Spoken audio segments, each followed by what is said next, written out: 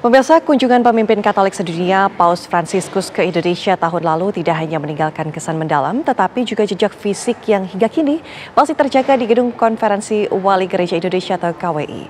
Berikut liputan reporter Prita Zega dan juru kamera Adin Hudaya di Gedung Konferensi Wali Gereja Indonesia.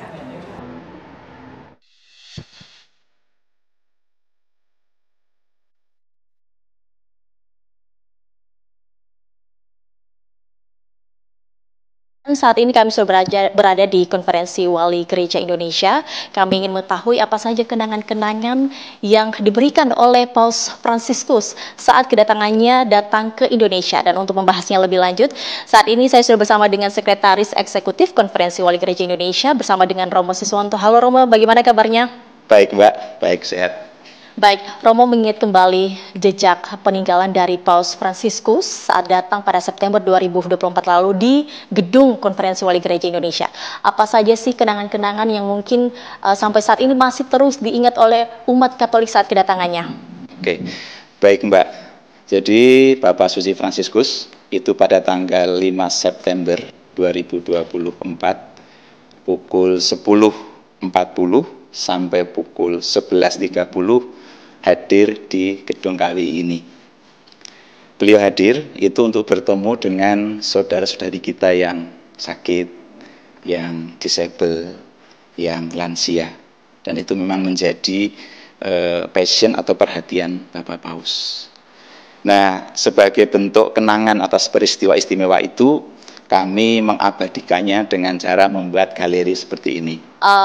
Untuk mengenang kembali, apa sebenarnya harapan dari KWI sendiri untuk tetap menyebarkan pesan-pesan yang disampaikan oleh Paus Fransiskus Indonesia untuk umat Indonesia, untuk umat beragama di Indonesia? Ya, baik. Yang pertama dari sisi kepribadian Bapak Suci ya, meskipun sudah 7 bulan yang lalu beliau hadir di Indonesia, tetapi pribadi beliau itu masih terngiang-ngiang sebagai pribadi yang lemah lembut, pribadi yang murah senyum, pribadi yang tidak takut dengan siapapun, sehingga memandang semua orang itu menjadi sahabat, menjadi teman. Itu tampak dari cara beliau datang dengan mobil yang tanpa anti peluru, kemudian duduk di depan, di samping driver, membuka jendela, melambaikan tangan. Itu menjadi tanda bahwa beliau pribadi yang sungguh-sungguh bersahabat dengan siapa saja.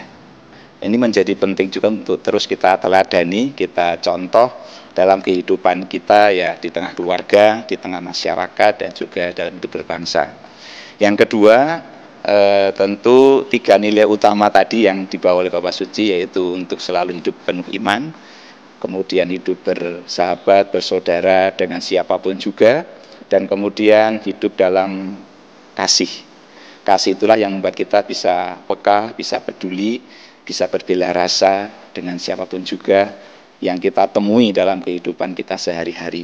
Dengan cara itulah kita akan menjadi pribadi-pribadi yang juga ikut berbahagia, pribadi-pribadi yang sungguh bisa berguna juga untuk sesama, untuk siapapun juga, dan juga untuk alam semesta. Jadi kita ingin semangat Paus Fransiskus dan juga pribadinya itu terus hidup di setiap pribadi yang ada di Indonesia ini. Terima kasih. Baik Romo, terima kasih atas waktunya. Wawasan ini sangat bermanfaat sekali untuk umat Indonesia. Dan terima kasih sekali lagi waktunya Romo, sehat selalu. Nah pemirsa, itu dia tadi kenangan-kenangan atas peninggalan kunjungan Paus Fransiskus, hidup dalam kasih. Itu dia tadi salah satu pesan yang disampaikan oleh Paus Fransiskus. Dan semoga juga Bapak Paus Fransiskus terus menginspirasi kita sebagai umat beragama di Indonesia dalam kerukunan, kedamaian, dan juga persaudaraan. Dari Jakarta, Prita Zega, Adin Hudaya, TV One mengabarkan.